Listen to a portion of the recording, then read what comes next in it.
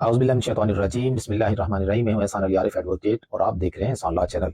नाज़रीन किराम, हम थोड़ा सा हालात से आगे ही आपको देना चाहते हैं और ये बताना चाहते हैं खासतौर पर उन लोगों के लिए जिनका ये ख्याल है और अपने ज़हन में उन्होंने ये ख्याल बड़ा पुख्ता किया हुआ है कि अदालतों से क्या मिलना है, केस करने का क्या फ़ायदा।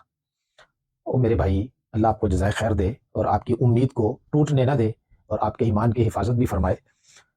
जिन लोगों ने केसेस किए थे उनमें आज जो हमें रपट मिली है, जो रिपोर्ट हमें मिली है, रपट तो नहीं रिपोर्ट, कि बहुत सारी जगहों पर मकामी एमपीएस, एमएनएस और गांव के चौधरी, नंबरदार मिलके उन जो पिटिशनर्स हैं, शोहदा के वर्सा या फिर गुमशुदा के वर्सा, अब गुमशुदा वाली बात तो फिर खत्म ही होगी, तकरीबन वो भी शहीद ही होंगे। उनके घरों पे जाके जिसे कहते हैं ना पंजाबी में तरले और मिन्नतें करना, वो कर रहे हैं और कि आप रिट वापस ले लें, हम आपको बच्चा जो है वो तलाश कर देंगे, हम आपकी मदद करेंगे, हम आपके साथ हैं, हम आपका पूरा पूरा साथ देंगे। ओ मेरे भाई, 1.5 महीना हो गया जब तक उसने रिट नहीं की थी, जब तक तो आपको ख्याल नहीं आया कि गरीब के बच्चे को हम तलाश कर लें। अब सुबह से कई कॉलें आ रही हैं, कोई कहता है जी एमएनए साहब आए हुए हैं, एमपीए साहब आए हुए हैं, पूरा गांव इकट्ठा हो गया है, अब जी हम काम क्या करें। मेरे भाई, मैंने तो अपना काम कर दिया, अब आपसे गुजारिश ये है कि आप हिम्मत पकड़ें। इंशाल्लाह अब चूंकि नेक्स्ट डेट में एफआईआर होनी है और एफआईआर होने के बाद लग पता जाना है। आप देख लीजिए ना कि अब पर्चे जो है वो आपके खिलाफ हैं और जब पर्चे इनके खिलाफ होंगे, मारा तो उन्होंने भी है। अब एक एसएचओ हुआ है सिविल कपड़ों में जो मारा गया है, रोज कोर्ट में उसकी तस्वीर पेश करते हैं, काले काले रंग की उसने शर्ट पहनी हुई है, बस वो रोज जज के सामने रखते हैं, देखें जी एसएचओ मारा गया। ओ भाई, बाकी लोग जो शहीद हुए हैं वो भी तो इंसान के बच्चे थे ना, मुसलमान थे, उनकी बात क्यों नहीं करते।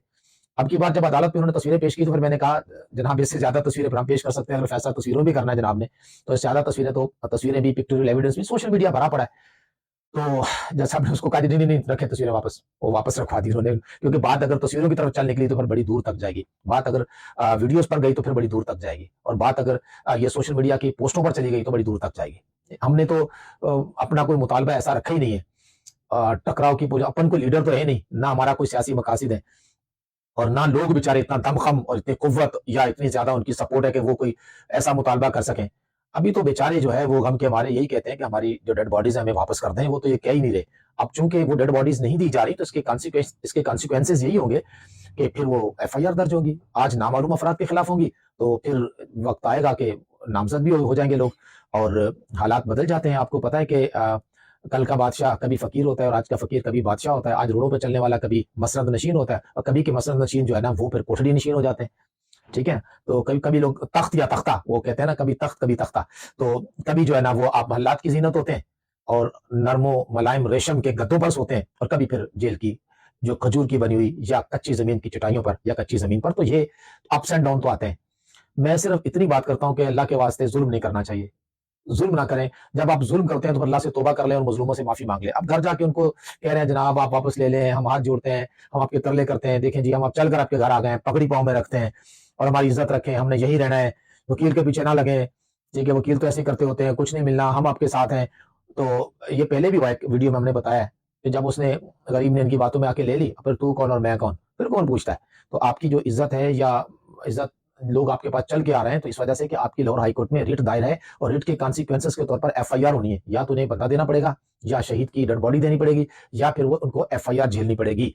तो ये वो लोग, इससे आपको नहीं इसका अंदाजा, आप इसके कॉन्सिक्वेंसेस को जानते नहीं है, आप लेमैन है, आपको इसका पता नहीं है। वो होशियार है, उनको पता है कि जब एफआईआर होती है तो क्या होता है। अब तो खैर सभी को पता चल गया कि एफआईआर होती है तो फिर होता क्या है, घर तोड़ दिए जाते हैं और फिर घर वालों को उठा के ले जाया जाता है, जानवर लोग उठा के ले जाते हैं, दरवाजे तोड़ देते हैं। तो जब आज आप पर एफआईआर और आपके साथ हो रहा है, तो जब आपकी एफआईआर उन पर होगी और फिर हुकूमतें भी बदल चुकी होंगी, तो ख्यालात भी बदल चुके होंगे, वो ऊपर से जो है ना एस्टेब्लिशमेंट की तब्दीलियां भी हो चुकी होंगी, बहुत सारे मामला हो चुके होंगे, तो फिर इसके कॉन्सिक्वेंसेस बड़े सख्त होंगे। तो इसलिए ये किया जा रहा है। इसलिए मेरी आपसे सबमिशन है कि मेरा काम वैसे तो वकील जो था मैंने कर दिया, आप पाँव पे वजन डालें, पंजाबी में कहते हैं कि पैराते पार पाओ, आप थोड़ा सा वजन उठाएं, कोशिश करें। और आपने बड़ा अपना सब्र किया है और बड़े अपने हौसले वाले हैं और अपने बड़े जुल्म सहे हैं। अब जब हमारी रिट की वजह से आपका वजन बना है तो वजन उठाएं, अल्लाह ताला आपका हामी और नासिर होगा।